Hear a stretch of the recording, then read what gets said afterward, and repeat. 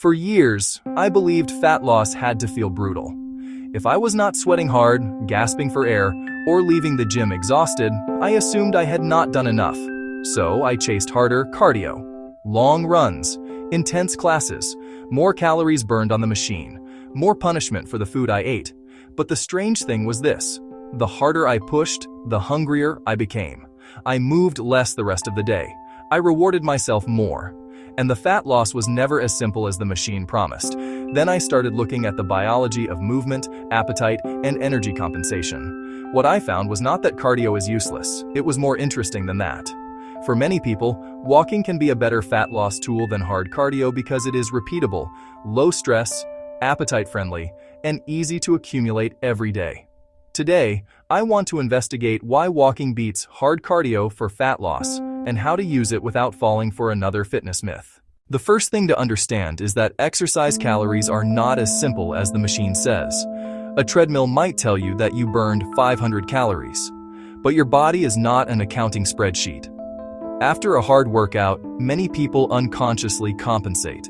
They sit more, move less, feel more tired, take the lift instead of the stairs, fidget less, rest harder without noticing.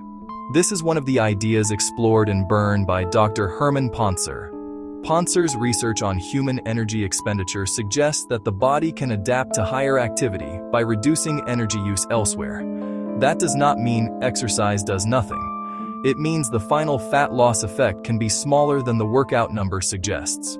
Hard cardio can still improve fitness, heart health, mood, and endurance.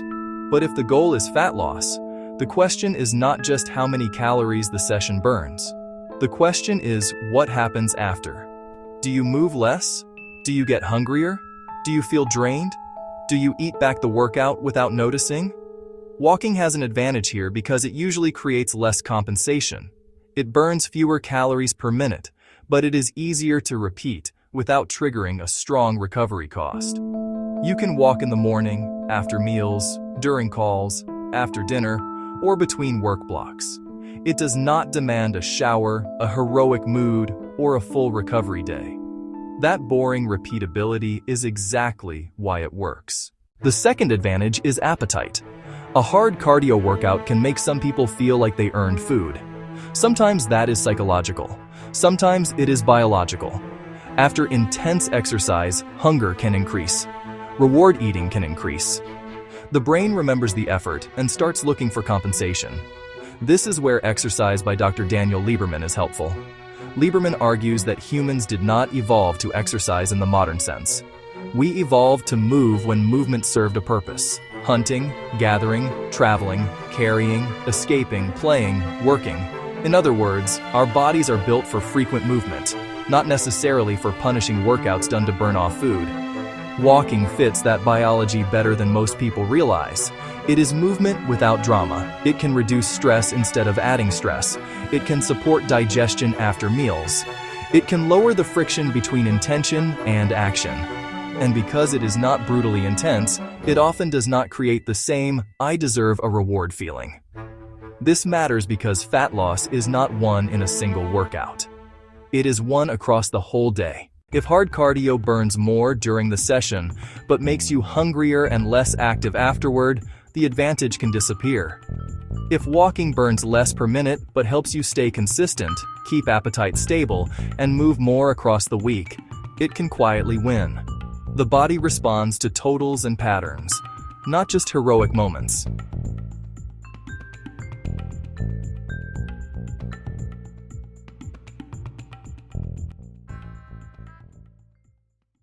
The third advantage is that walking increases your movement base.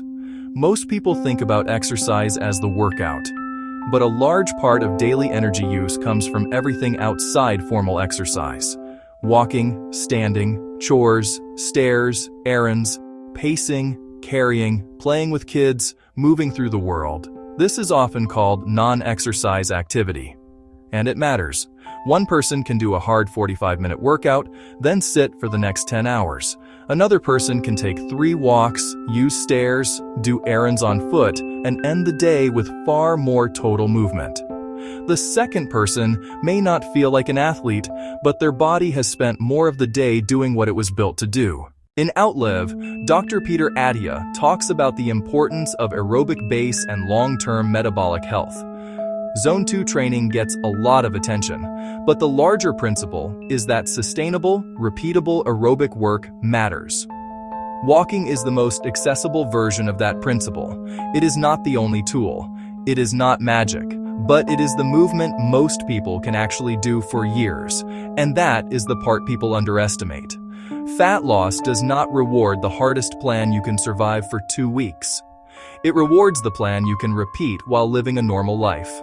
Walking gives you more chances to win. 10 minutes after breakfast, 10 minutes after lunch, 20 minutes after dinner. A longer walk on weekends, a walk during phone calls.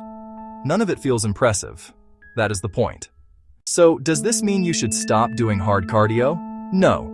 Hard cardio can be valuable. Intervals can build fitness. Running can be enjoyable. Cycling classes can be motivating. Some people love the intensity, and if it helps them stay consistent, that matters. The mistake is using hard cardio as the main fat loss weapon while ignoring appetite, recovery, and daily movement. A better structure is simple. First, build a daily walking floor. This could be 7,000 to 10,000 steps, or simply 2 to 3 short walks per day if step targets make you obsessive. Second, put walking after meals when possible. Even 10 minutes after eating can help with glucose control and routine. Third, keep strength training in the plan so fat loss does not mean muscle loss. Fourth, use hard cardio as a fitness tool, not a punishment tool.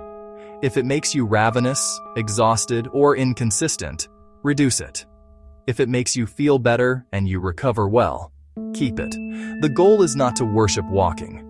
The goal is to stop underestimating it. The fitness industry loves intensity because intensity looks dramatic.